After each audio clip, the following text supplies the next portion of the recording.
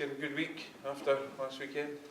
No, yeah, definitely. I mean, obviously, game's Monday, so we have a long time to prepare for it. So yeah, get a good week's training and be ready for it. Do you feel that Hibs maybe owe Rangers something after the last couple of games when possibly a couple of missed opportunities? Yeah, I mean, obviously against Rangers and Celtic, you always want to do well, and we've done well, but unfortunately we've come out on the wrong end of the results in them games. So I feel like, yeah, definitely we need to hold our own in them games and try and get a result our way. These are the games that everybody watches.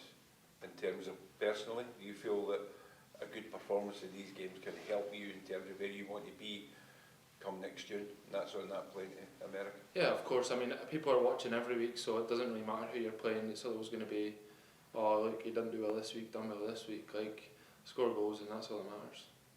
You can see the relief in your face when you get your goals. How big is it getting 2 goals like that, and knowing that you're back in form and the goals are starting to come again? Yeah, of course. Like, as a striker, you're not going to score every single week unless you're Haaland. But yeah, I mean, you go through blips in your career. You're not always going to be on red hot form. Like, obviously, I started the season so well, and then that sort of set the standard, and then dropped off a little bit. But I'm just looking to try and get back and keep that steady goals coming. How do you deal with that when I guess accepting that you can't be on the score sheet every week and managing yourself through when you've had 2-3 weeks to got yourself? Yeah, I mean, obviously you want to score every week, and I come off the pitch not scored with 1-3 and I'm still raging that I've not scored, but that's just because I'm selfish. Like, as a striker you need to be like that. But yeah, I mean, just got to keep getting on with it and just get in the right positions to score goals. I might miss a sitter now and again, but at least I'm in that position, and that's the main thing to take away from it.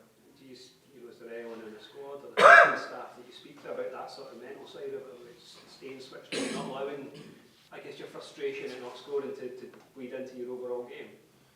Not really, to be honest. Like, even when I wasn't scoring, the gaffer was still like reassuring me, like, you're doing everything I'm asking. You might not be scoring, but we're still getting results off the back of what you're doing and helping the team. So that's all that matters, really.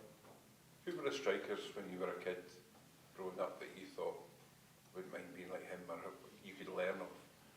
To be honest, I wasn't really big into watching football like when I was younger.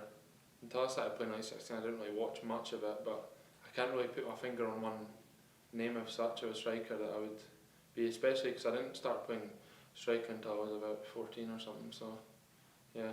Where did you play before? Everywhere. Centre mid, really, yeah. Just because I kicked the ball the furthest, so I just kick it all the time. I played centre mid before that, and then I went to other clubs and played up front. Who decided that you should be a striker?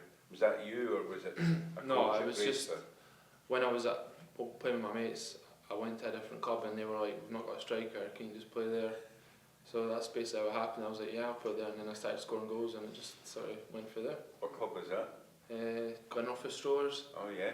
Yeah, no. So the coach there, Paul Brown, he played for Aston Villa when he was younger and stuff. He was at Rafe and stuff like that, so it was alright. It was okay, yeah. When you went to Rafe, who were the strikers in the first team then?